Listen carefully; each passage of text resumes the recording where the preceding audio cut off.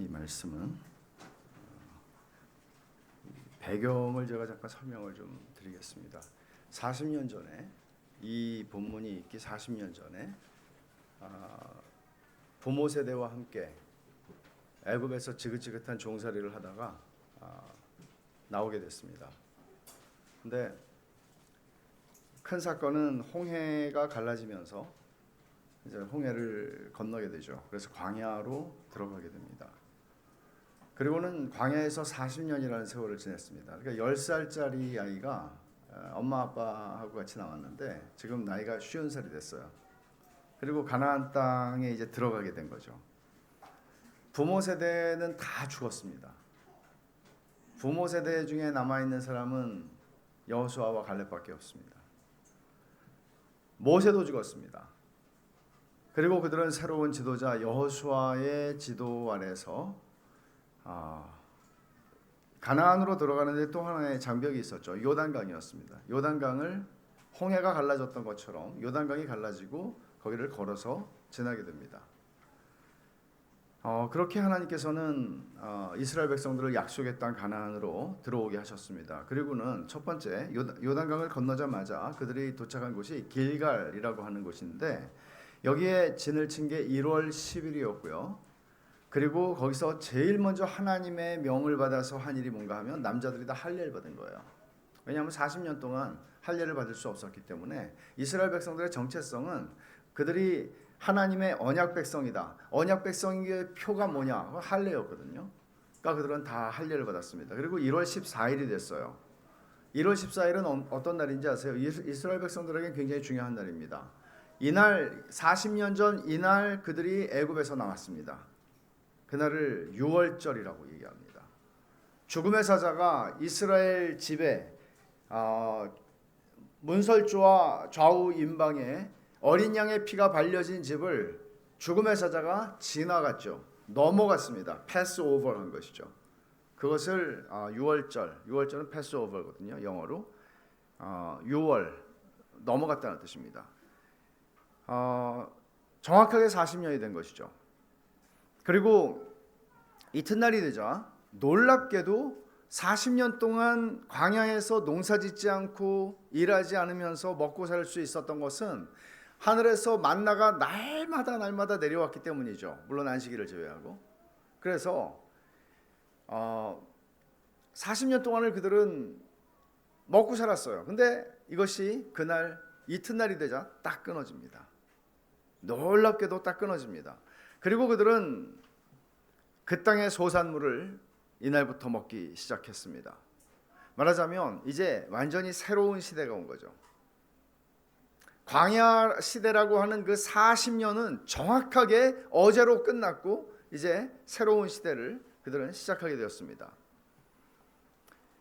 가나안 땅에 그들이 요단강을 건너서 들어갔다고 해서 그들에게 그저 이 땅은 쉽게 얻어질 수 있는 땅은 아니었습니다. 왜냐하면 여기 살고 있는 가나안 족속들이 여러 족속들이 이미 살고 있었기 때문이죠.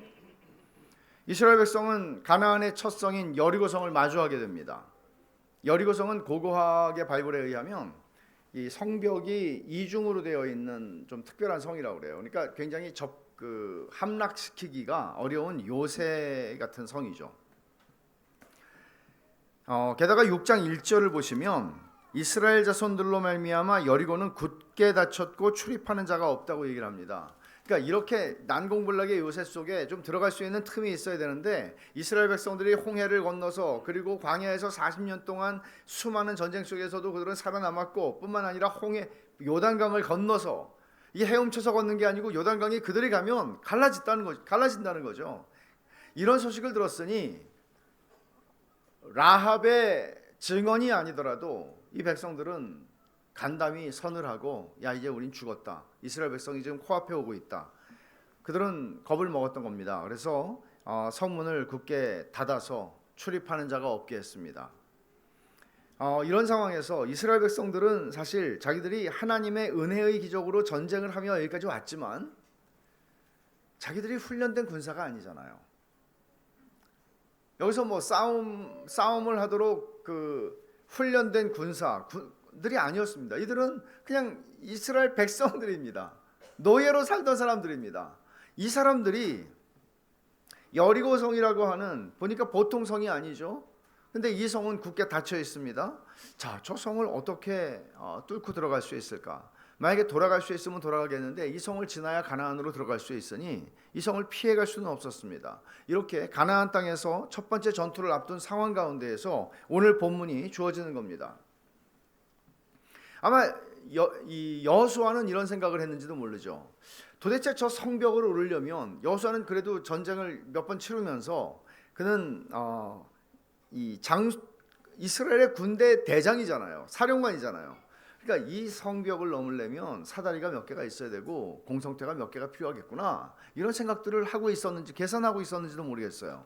또 백성들은 한편으로는 요단강을 건너면서 하나님이 여호수아를 높여주셨지만, 야, 과연 저 여호수아가 이제 진짜 전쟁을 치를 텐데 모세처럼 우리에게 승리를 안겨다 줄 수 있을까, 이런 생각들을 백성들도 했을 것 같습니다.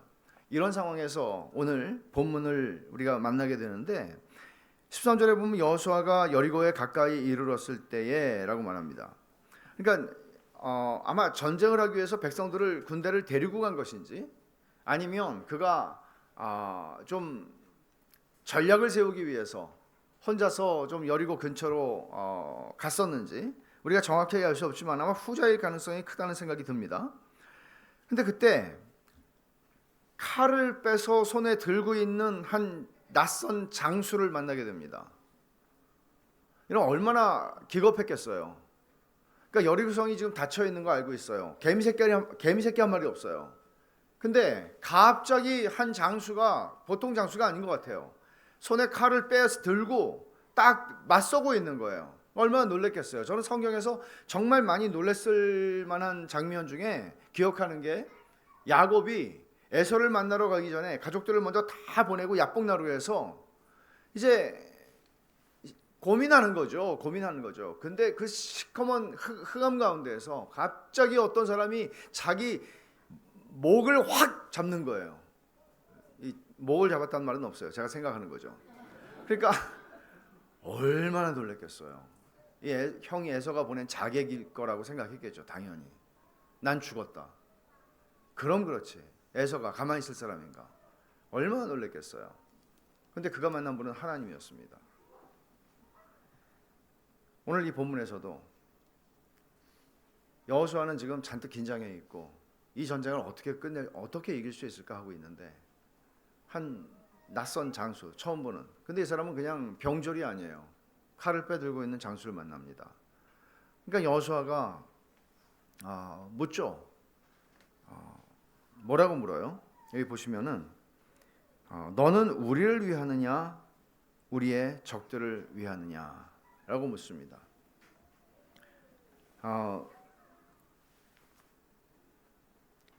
대답을 보면 이렇게 대답을 해요. 네 편이야, 또는 여리고의 편이야, 이렇게 말하는 게 아니고 아니다 라고 얘기하죠. 아니라 나는 여호와의 군대 대장으로 지금 왔느니라. 이걸 여러분 왜 아니라고 얘기할까요? 그는 말하자면 네가 지금 얘기하는 거는 내 편 네 편이라고 하는 생각을 가지고 너는 질문하지만 사실 내 편 네 편으로 나를 제한할 수 있는 존재는 아니야, 이런 의미 같아요. 네 편 내 편이라고 생각할 수 있는 게 아니야. 우리는 항상 네 편 내 편으로 생각하잖아요. 근데 이 장수는, 낯선 장수는 내 편, 네 편의 문제가 아니야. 그러면서 대답합니다. 나는 여호와의 군대 대장으로 지금 왔느니라. 이 말은 여호수아의 편이야, 이스라엘의 편이야, 이런 말과 비슷하게 들렸을 거예요. 그죠? 여리고의 편은 아니겠죠?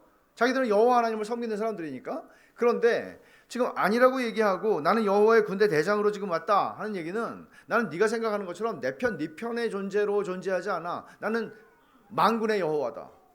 만군의 여호와의 이름으로 그 총사령관으로 지금 너에게 왔다. 지금 그렇게 얘기를 하는 것 같아요. 그러니까 우리가 인생에서 우리가 왜 자꾸 네 편 내 편으로 우리가 생각을 하는가 하면, 우리는 인생에서 위기를 만날 때도 있고, 인생에서 우리 개인의 인생에서, 가정의 인생에서, 또는 교회의 공동체의 그 여정에서 위기를 만날 때가 있잖아요. 그럴 때 우리 잔뜩 긴장하죠. 그리고 누가 우리를 도울 수 있는가? 생각합니다. 그럴 때마다 말하자면 위기라는 상황이 오잖아요. 내 힘으로는 처리할 수 없는 상황이잖아요. 내 힘으로 처리할 수 없는 상황에서 우리는 뭔가 도움이 필요하다는 걸 느끼죠. 근데 내 편인지 네 편인지 알 수 없는 어떤 존재를 만나게 되면 당연히 우리도 그렇게 물어보겠죠. 내 편이냐 아니면 원수의 편이냐, 도와주러 왔냐 아니면 나하고 싸우려 왔냐. 칼 들고 있으니까요. 분명히 이 여호와의 군대 대장으로 지금 왔느니라 라고 말합니다. 그러니까 여호수아가 그 앞에서 보이는 반응을 보세요. 얼굴을 땅에 대고 엎드려 절합니다. 경배하는 모습이죠. 거의 경배하는 모습이에요. 그리고 그에게 이르되 내 주여 종에게 무슨 말씀을 하려 하시나이까 라고 말합니다. 그럼 여러분 우리가 요한계시록 22장에서 이런 장면 여러분 기억하세요? 천사가 나타나서 요한에게 계시를 줍니다. 근데 요한이 그 천사 앞에 압도당하죠. 그리고는 그 천사 앞에 엎드려 절을 합니다. 경배합니다. 근데 천사가 말해요. 그러지 말라고. 나는 너하고 똑같은 종이라고.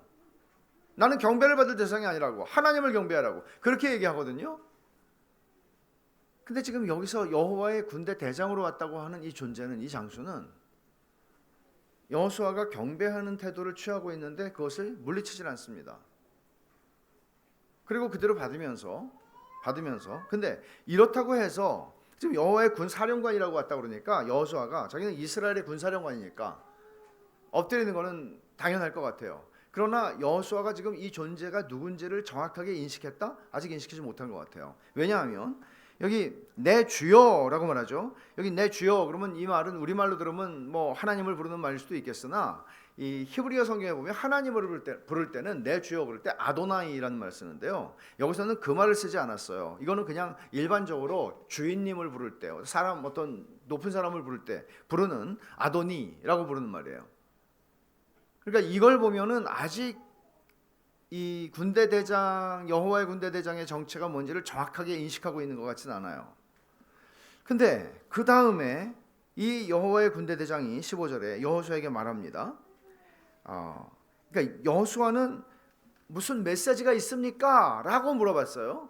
근데 동문서답 같은 느낌이에요.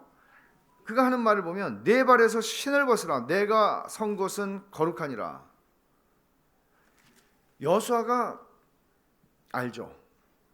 이게 어디서 들어본 말이에요. 어디서 들어봤죠?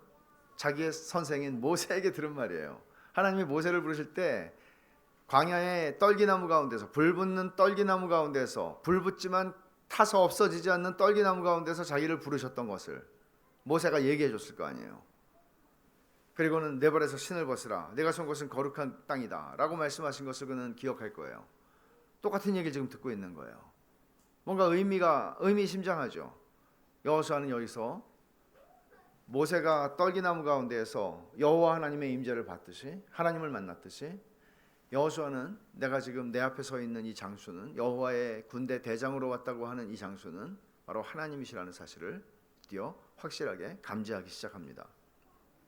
이 사실은 이어지는 본문에서 확정이 되는데 2절을 보시면, 6장 2절을 보시면 여호와께서 여호수아에게 이르시되 보라 내가 여리고와 그 왕과 그 용사들을 내 손에 넘겨주었으니.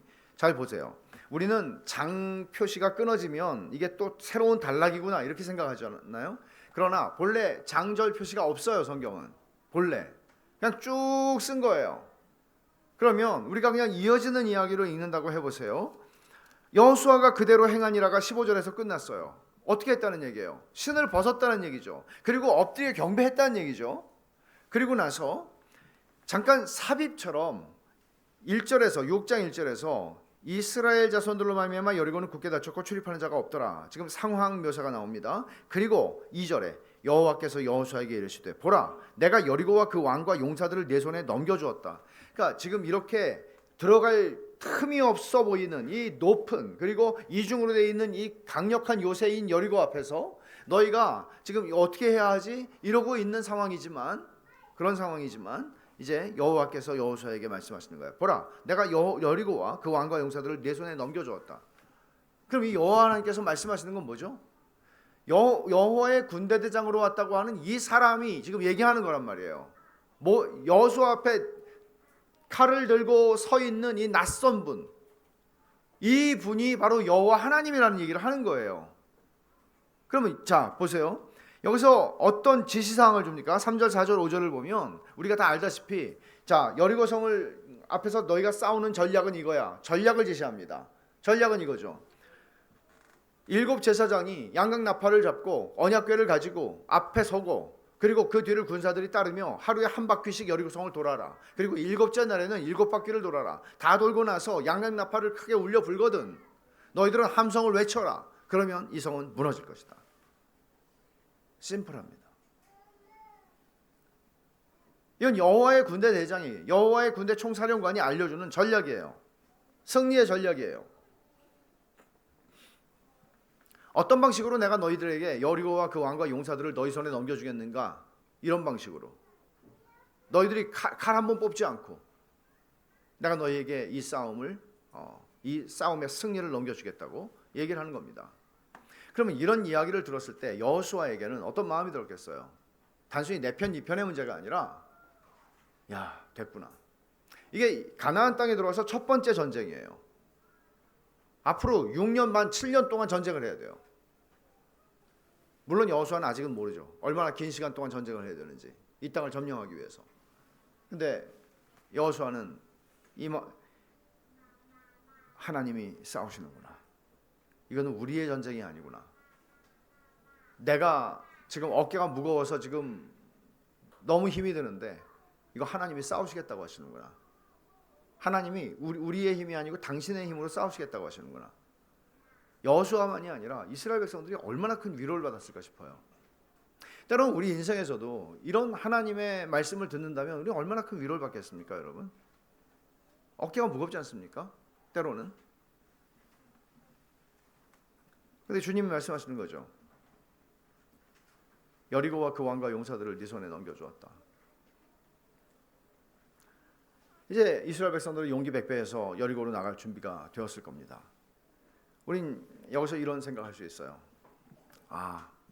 여호와의 군대 대장이 이때 딱 이 타이밍에 여호수아에게 오신 것은 여리고 전투에서의 승리의 비법을 알려주시기 위해서 온 거구나. 그러나 그것만이겠습니까, 여러분? 그럼 굳이 여호와의 군대 장관, 군대 대장으로 나타날 필요가 있습니까? 하나님께서? 여호와의 군대 대장은 단순히 승리의 전략을 알려주기 위해서만 온 것이 아니라 사실은 하나님 자신을 여호수아에게 나타내시기 위해서 오신 것입니다. 그게 왜 필요하죠? 그게 왜 중요하죠? 우리 인생에서 어려운 고비들을 하나하나 넘어가면서 그저 우리가 다치지 않고 상하지 않으면서 문제들을 해결하고 풀어가고 그렇게 가는 거 중요하죠. 그런데 그러기 위해서 우리는 때로는 문제가 있을 때, 고비를 넘어가려고 할 때, 또는 위기 상황이 발생했을 때 기도합니다. 기도하지 않다가도 기도합니다. 하나님 도와주세요. 이 상황을 내가 넘길 수 있도록, 잘 감당할 수 있도록 도와주세요. 기도합니다. 그거 나쁘다는 얘기를 하는 거 아니에요. 근데 과연 하나님의 용도는 그겁니까? 하나님의 용도는 인생에서 내가 혼자 풀 수 없는 문제를 풀기 위해서 도움이 되는 정도로 하나님이 계시는 겁니까? 사실 얼마나 많은 예수를 믿는다고 하는 사람들 속에서 하나님은 그 정도 이상이 되지 못하고 있는지를 알지 않습니까? 여러분에게는 어떻습니까? 그리스도는 누굽니까? 라고 물어보면 여러분들은 뭐라고 대답하시겠습니까? 그리스도는 저의 영원한 도움이십니다. 좋아요. 그 말이 시편에 있어요. 그러나 그게 전부입니까? 여호와의 군대 대장으로 여호수아 앞에 나타난 이유가 있다는 거죠. 목적이 있다는 거죠. 그 본질적인 목적은 이제 새 시대가 시작된과 함께 가나안에서 첫 번째 전투를 앞둔 여호수아와 백성으로 하여금 하나님을 알고 하나님을 경외하고 하나님 앞에 두려워 떠는 삶을 지금부터 살라는 거죠. 하나님이 너희의 삶의 중심이 되고 하나님이 너희의 삶의 목적이 되는 삶을 살라는 거죠. 단순히 내 목적을 이루기 위해서 하나님이 필요한 게 아니라 하나님의 목적을 위해서 살아가는 삶이고 그 사명을 가진 게 이스라엘 백성이고 그 사명을 가진 게 예수를 믿는 하나님의 백성이고 교회잖아요.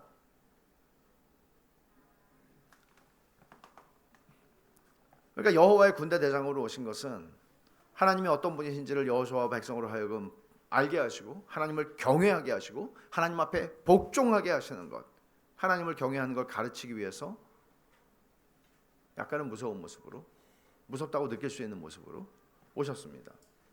그러니까 적과 꿀이 흐르는 땅에 들어가는 것 이전에 자신들이 하나님을 의식하고 그분의 거룩한 임재 속에서 살아야 하는 하나님의 백성이라는 사실을 그들은 알아야 하는 거죠.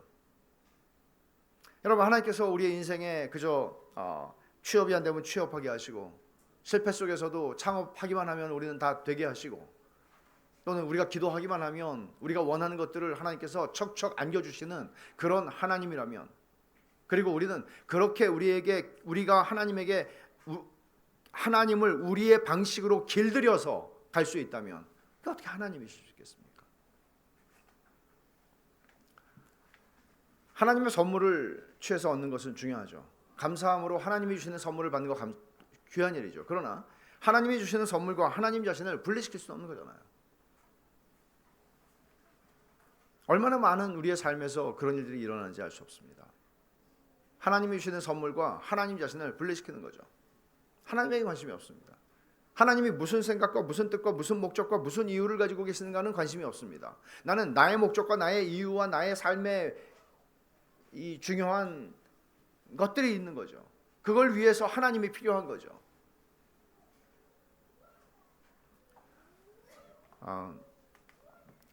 여호수아가 그 여호와의 군대 대장에게 물었잖아요. 내 주여, 종에게 무슨 말씀을 하려 하시나이까? 근데 군대 대장의 말은 이거잖아요. 네 발에서 신을 벗어라. 동문서답처럼 들리는 얘기지만 네 발에서 신을 벗어라.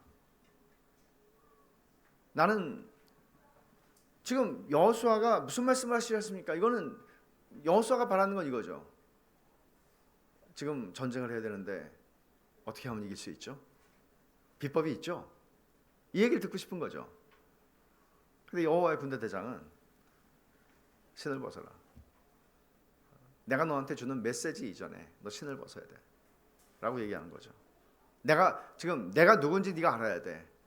너에게 할 말이 있어. 근데 할 말 이전에 너에게 그 말을 하는 존재가 누군지 네가 알아야 돼. 그래야 그 말이 너에게 의미가 있어 라고 얘기하는 거예요. 이 말씀을 보는데 사마리아 여인하고 예수님이 나눴던 대화가 생각이 났어요. 요한복음 4장 10절에서 네가 만일 하나님의 선물과 또 네게 물 좀 달라 하는 이가 누구인 줄 알았더라면 내가 그에게 구하였을 것이요 그가 생수를 네게 주었으리라. 예수님이 그 여인에게 물 좀 달라고 그러잖아요. 그리고 얘기하면서 주님이 이 말씀하신 거예요. 네가 내가 누군지 알았으면 네가 나에게 엎드려서 달라고 그랬을 거야. 생수를 달라고 그랬을 거야. 모르죠. 주님이 누군지 아직 모르죠. 그러니까 우리가 하나님이 누구신지를 머리로 안다는 얘기가 아니라 하나님이 누구신지를 강력하게 보여주시기 위해서, 그리고 이 상황에서 이 전쟁을 수없이 많이 치르고 들어가야 하는 상황 속에서 군 사령관의 모습으로 하나님이 등장을 하신 것은 의미가 있죠. 내가 싸울 거야 하는 얘기죠. 그리고 넌 내가 누군지를 알아야 돼 라는 말씀을 하시는 겁니다. 그러니까 중요한 건 뭔가 하면 우리는 늘 중요한 게 뭐예요? 전투의 승리죠. 인생에서 더 뭔가 고비고비들을 잘 해결하고 처리하고 넘어가는 문제죠. 성공하는 거죠. 인생의 난제들을 하나하나 넘어가는 거죠. 우리에게 그게 중요하죠. 그리고 그것들이 우리의 기도 제목이 되죠. 근데 그거보다 더 중요한 게 있다는 거예요. 그건 뭐예요? 그거는 그분을 아는 것입니다. 그분을 두려워하는 것입니다. 그분을 경외하는 것입니다. 하나님의 존재를 알고 경외하는 것보다 더 중요한 건 없습니다. 그래서 하나님은 여호수아가 하나님을 찾기 전에 여호와의 군대 대장의 모습으로 그에게 찾아오신 것입니다. 그래도 여전히 궁금한 게 있는데 그건 뭔가 하면 왜 여호와의 군대 대장인가 하는 것입니다. 여기서 여호와의 군대는 뭘 의미하죠? 여호와의 군대. 이스라엘 백성이 애굽에서 나올 때 출애굽기 12장 41절에 보면 430년이 끝나는 그날 여호와의 군대가 애굽 땅에서 나왔다 그랬어요. 이스라엘 백성을 여호와의 군대라고 표현했다고요. 이게 첫 번째 가능성이에요. 여호와의 군대 대장이라는 말에서 여호와의 군대가 의미한 첫 번째 가능성, 이스라엘 백성을 얘기하는 거다. 두 번째 가능성이 있어요. 두 번째 가능성은 뭔가 하면 열왕기하에 보면 엘리사가 이제 아람, 적대국인 아람의 군사 전략을 다 알아서 이스라엘 왕에게 알려주니까 번번이 실패를 해요, 작전이. 그래서 아람의 왕이 엘리사를 잡으려고 엘리사가 있는 도단성에 군대를 보내서 도단성을 포위합니다. 근데 엘리사의 사환이 눈을 딱 떠서 보니까 이 아람 군대가 도단성을 포위하고 있는 걸 본 거예요. 무시무시하죠. 이제 죽었구나. 그리고는 막 혼비백산합니다. 그때 엘리사가 이렇게 기도합니다. 저 눈을 열어주십시오. 누구의 눈이요? 자기 사환의 눈을 열어달라고. 그러니까 사환의 눈이 열리니까 뭘 봤어요? 불말과 불병거가 아람 군대보다 비교할 수 없는 강력한 불말과 불병거가 자기들을 둘러싸고 있는 걸 보는 거예요. 그 불말과 불병거가 뭐죠? 하늘의 군대입니다. 성경에서는 만군의 여호와, 만군의 주라는 표현들이 나옵니다. 만군의 주, 만군의 여호와라고 하는 표현은 하늘의 군대의 왕이신 총사령관이신 하나님을 일컫는 말입니다. 하늘의 군대가 있는 거죠. 그러니까 예수님이 마태복음 26장에서도 예수님이 로마 군인들에게 붙잡히실 때 베드로가 칼을 꺼내서 대제사장의 종의 귀를 치죠. 그때 주님이 이렇게 말씀하셨어요. 베드로한테 너는 내가 내 아버지께 구하여 지금 12군단 더 되는 천사를 보내시게 할 수 없는 줄로 아느냐? 12군단, 로마의 한 군단이 6천 명이었습니다. 그럼 12군단이면 7만 2천 명 정도 되겠죠. 아니 뭐 12군단이라는 게 사실 7만 2천 명까지만 보낼 수 있어가 아니라 12이라는 숫자는 완전수거든요. 그러니까 어마어마하게 많은 하늘의 군대를 동원할 수 있어. 그런 말씀을 지금 하시는 거잖아요. 하늘의 군대가 존재한다고 얘기합니다. 그러니까 여기서 두 가지 가능성이 있는 거죠. 여호와의 군대 대장이다 할 때 하나는 이스라엘 백성을 가리키는 말일 수도 있고요. 또 하나는 하늘의 군대를 가리키는 말일 수도 있어요. 이게 어떤 것이다라고 단정하기는 어렵지만 여리고성에서의 전투의 승리를 우리가 살펴보면 이스라엘 백성들이 자기들의 총으로 자기들의 칼로 이긴 게 아니잖아요. 여호와의 군대 대장의 칼이거나 여호와의 군대 대장이 동원한 여호와의 군대, 하늘 군대의 칼로 이긴 전쟁이란 말이에요. 자기들은 힘 하나 쓰지 않았어요. 결국은 여호수아와 이스라엘 백성들은 6장 2절에서 말한 대로 하나님께서 말씀한 대로 여리고와 그 왕과 용사들을 자기들의 손에 넘겨주시는 것을 이제 경험하게 됩니다. 그러니까 이런 여호와의 군대 대장으로 오셔서 내가 너희에게 여리고성을 넘겨줬어. 승리는 너희들의 것이야. 이제 내가 싸울 거야 라고 하는 말씀을 주신 거죠. 근데 여러분 옛날에 고대 전투에서 오늘날의 전투에서는 뭐 총사령관이 맨 앞장서서 나를 따르라 이렇게 안 하잖아요. 소대장 정도면 그럴 수 있어요. 근데 그렇게 안 하잖아요. 뒤에서 다 전략을 세우고 하잖아요. 근데 옛날 고대 전투에서는 일반적으로 총사령관이 선봉장이 돼서 앞으로 나갔다고 그래요. 삼국지 보면 그런 막 적토마를 갖고 뛰잖아요. 그러니까 이제 그런 것처럼 옛날에 전쟁에서 그렇게 했는데 여기서도 그런 모습을 생각해 볼 수 있는 거죠. 여호와의 군대 대장이 이 싸움에, 이 전쟁, 여리고와의 전쟁에서 하늘의 군대를 이끌고 전투의 선봉장이 되시는 거예요. 그리고는 따르라고 하시는 거죠. 근데 학자들은 이렇게 말합니다. 그분이 누구냐? 하나님이신데 성육신 하기 전에 예수 그리스도라고 얘기합니다. 종종 구약 성경에서는 사람의 모습으로 아브라함에도 나타나시잖아요. 성육신 하기 전에 예수 그리스도예요. 그럼 이렇게 생각해 볼 수 있죠. 예수 그리스도라고? 여호와의 군대 대장이 예수 그리스도라고? 성육신 하기 전에 그리스도죠. 그렇다면 교회의 선봉에서 이런 그림을 지금 보여주는 거야. 이 말씀은 우리가 물론 하나님의 백성이고 군대예요. 하늘의 군대도 있고. 근데 여호와의 군대 대장이 우리의 선봉장이 되세요. 그리스도가 우리의 선봉장이 되세요. 우리가 싸워야 할 싸움이 있죠. 마귀에 대해서, 세상에 대해서, 육신에 대해서 싸워야 할 싸움이 있죠. 마귀는 끊임없이 우리를 넘어뜨리려고 끊임없이 하나님의 교회를 흔듭니다. 그러나 예수 그리스도께서 여호와의 군대 대장으로 우리의 선봉장이 돼서 이 싸움을 싸우십니다. 근데 우리가 생각하는 것처럼 그냥 주님이 군대 대장이 되시니까 우리는 따라가자, 이런 모습이 아니라는 거죠. 주님은 육신을 입고 이 땅에 오신 이유가 있어요. 목적이 있어요. 여호수아에게 찾아가신 목적처럼. 그것은 단순한 승리가 아니라 하나님을 우리에게 보이시는 것이었습니다. 그리고 여호와의 군대 대장으로 교회가 싸워야 하는 모든 싸움을 앞에서 홀로 교회를 대신하여 이 싸움을 싸우심으로써 교회를 낳으십니다. 교회를 세우십니다. 예수님은 성육신하여 이 땅에 계시는 일생 동안 줄곧 영적인 원수들의 탈겟이 되셨습니다. 광야에서 마귀에게 시험을 받으셨습니다. 겟셋마네에서 원수의 집중적인 공격을 받으셨습니다. 그리고 십자가에 달려 죽으실 때 원수들은 발악하며 마귀는 예수 그리스도에게 달려들었습니다. 마귀의 이 모든 공격을 주님은 교회를 대신하여, 주님이 받으셔야 할 이유가 없는데 교회를 대신하여 여호와의 군대 대장으로 오셨기에 교회를 대신하여, 저와 여러분들을 대신하여 교회의 선봉에 서서 마귀의 모든 공격을 홀로 다 받으셨습니다. 마귀의 이 모든 공격을 주님은 교회를 대신하여 받으신 거고, 교회가 받아야 할 것을 홀로 앞장서서 받으신 것입니다. 그리고 십자가에 매달려 죽으셨고 옆구리에 창에 찔렸습니다. 옆구리에 창을 찔렸다는 것은 패배의 증거입니다.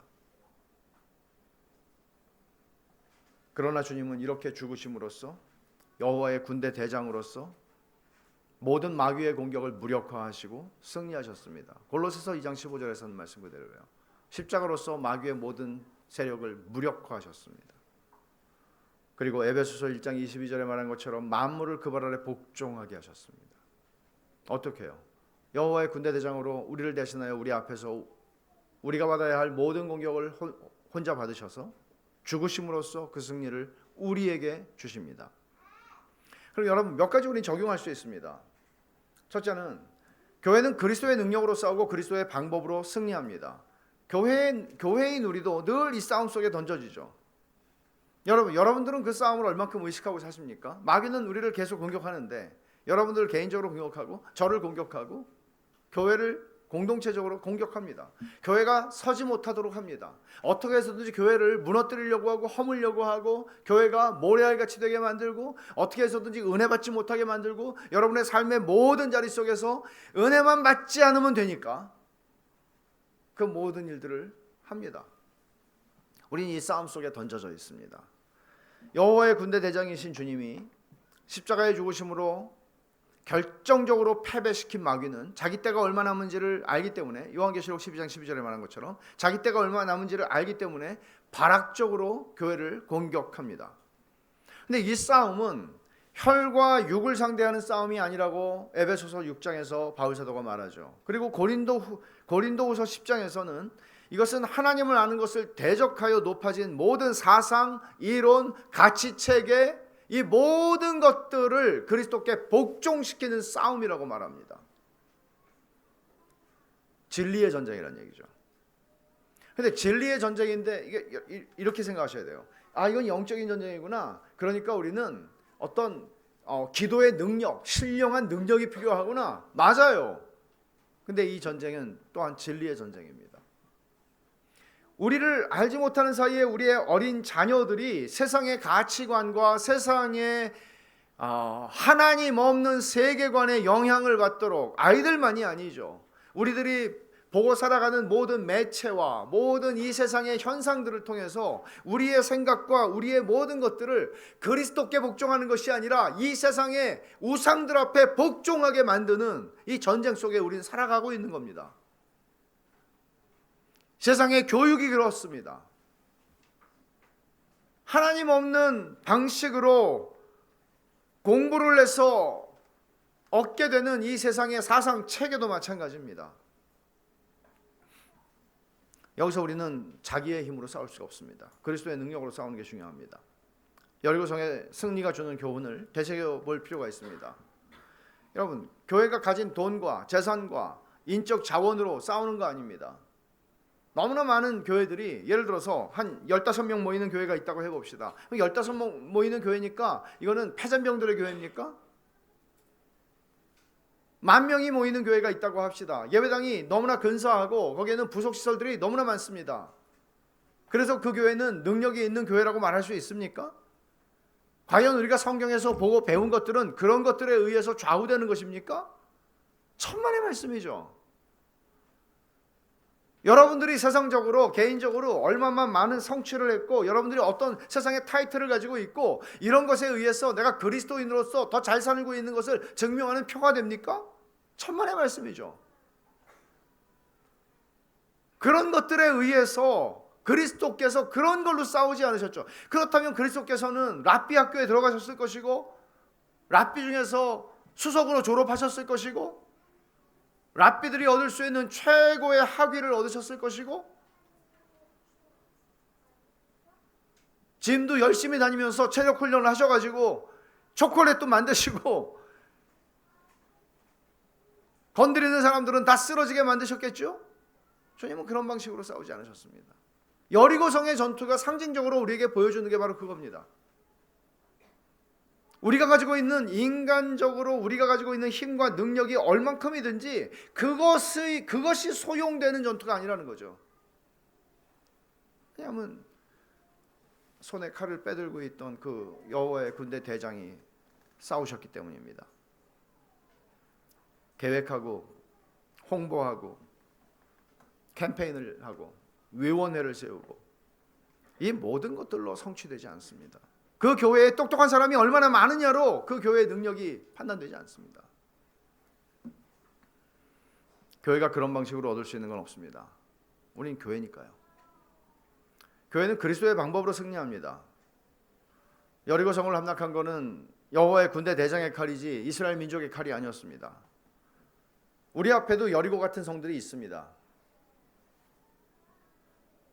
그런 성과 벽들은 주님이 오실 때 다 무너질 것입니다.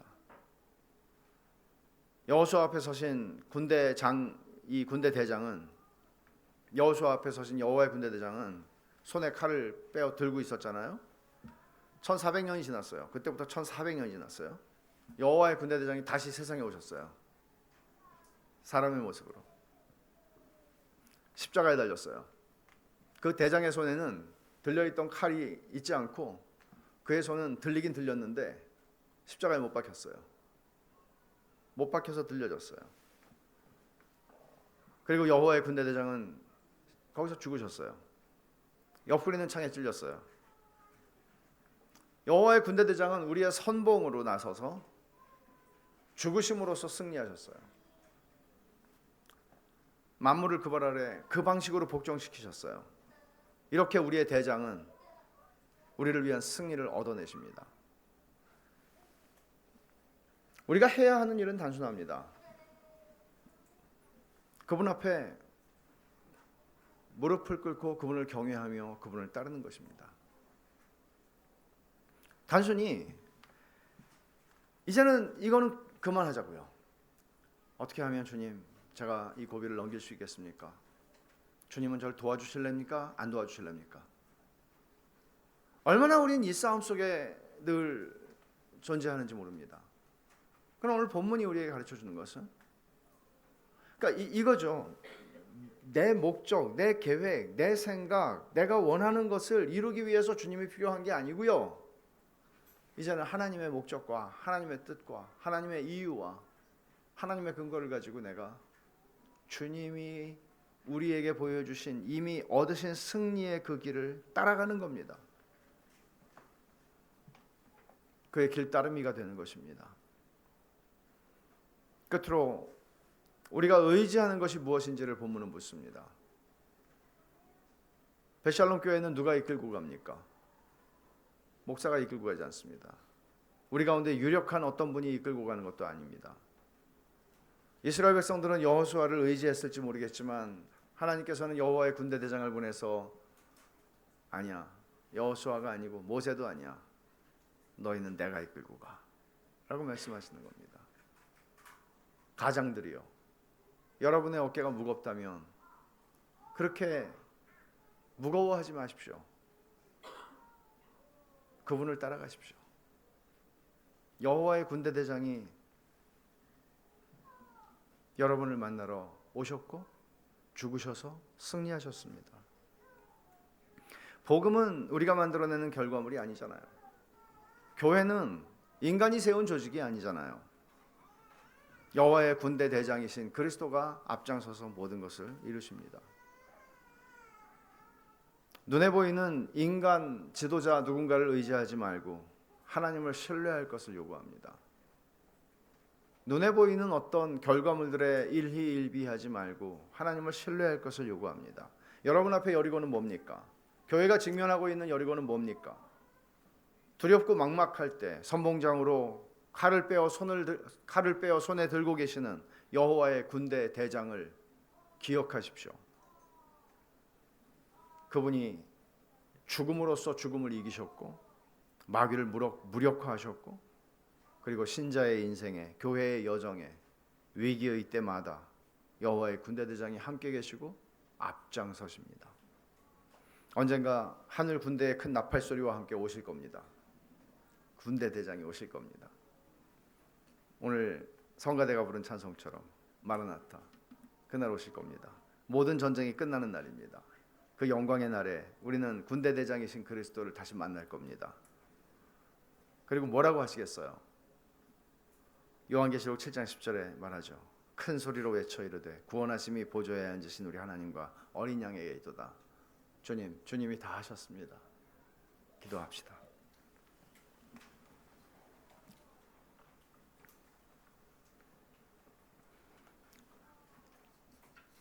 여러분이 말씀을 들으면서 회개하셔야 할 것은 없나요?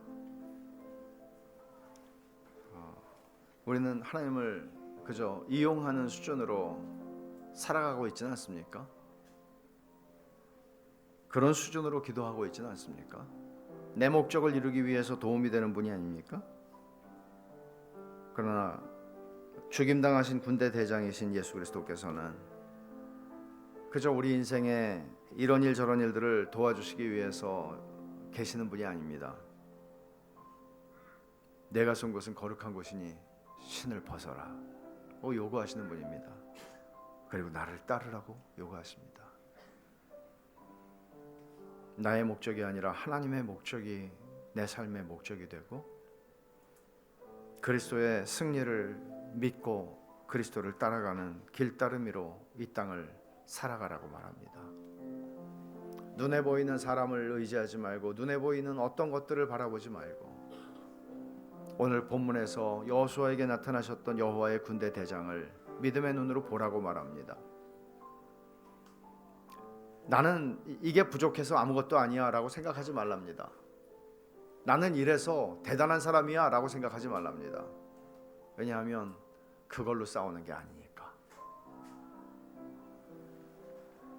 여러분 이 시간에 여러분들의 모든 무거운 짐들을 주 앞에 내려놓고 우리 여호와의 군대 대장이 내 앞서 가시고 교회를 위하여 홀로 모든 공격을 다 받으셔서 죽음으로 승리하셨다는 사실을 알고 이제는 그리스도와 함께 이 길을 기쁨으로 걸어갈 수 있기를, 고난의 길이라도 기쁨으로 걸어갈 수 있기를, 그런 믿음의 여정이 될 수 있도록 기도합시다. 기도하겠습니다. 하나님 아버지 감사합니다. 여호와의 군대 대장으로 오셔서 저희가 맞닥뜨려야 할 모든 공격을 홀로 온몸에 받으시고 죽으심으로 승리하신 주님은 죽으심으로 죽음을 이기셨고 주님은 죽으심으로 만물을 그 발 아래 복종시키셨고 이제는 너희는 나를 따르라고, 너희가 서 있는 곳은 거룩한 곳이고 너희들은 신을 벗고 하나님의 임재 속에서 나를 따르라고 저희들에게 요구하신 음성을 듣습니다. 주님, 제 인생의 목적을 다 내려놓고 제 인생에 중요하다고 여기는 모든 것들을 다 주님 앞에 내려놓습니다. 하나님 아버지, 이제는 하나님의 싸움을 싸우는 사람으로 살아갈 수 있도록 저희들을 도우시고 주님이 이미 이기신 승리의 길을 따라서 이 길을 걸어가는 하나님의 목적이 내 인생의 목적이 되는 삶을 살아갈 수 있도록 하나님 아버지 허락해 주시옵소서. 그런 성도들, 그런 교회가 되게 해 주시옵소서. 아버지 하나님, 영광의 그날에 저희가 주님을 만나 뵐 때에 구원하심이 하나님과 어린 양에게 있다고 찬송하며 외치는 그 감격의 날을 기대하며 오늘도 주님을 따라가는 길따름이들 되게 해 주시옵소서. 하나님 아버지 감사합니다. 저희들이 예수님을 믿고 산다고 하면서도 얼마나 저희 자신의 것들이 중요하고 저희 자신이 살아있어서 나 하는 방식의 신앙생활을 벗어나지 못할 때가 얼마나 많은지 모르겠습니다. 하나님 아버지, 이제 나는 죽고 그리스도가 살며 그리스도께서 죽으심으로 죽음을 이기신 것을 알고 나의 목적이 아니라 하나님의 목적을 생각하고 살게 하시고 하나님의 목적이 내 목적이 되어서 하나님의 소원이 내 소원이 되어서 살아가는, 그렇게 그리스도를 따르는 길따름이로 살아갈 수 있도록 저희들을 축복하여 주시옵소서. 인생에서 저희가 왜 이렇게 힘들어하고 피곤해하고 어깨가 무거운지 그 이유가, 그리고 저희가 그렇게 하는 그 일들이 과연 무엇인지 알게 해주시고, 정녕 그것이 중요한 것이 아니라 그것도 주께서 우리를 위하여 쟁취하신 승리를 나누어 주실 뿐만 아니라 저희에게 더 큰 싸움을 싸우라고 부르시는 부르심인 줄 알고 주님 그 길로 걸어가는 저희가 되게 해주시옵소서. 예수님의 이름으로 기도하옵나이다. 아멘.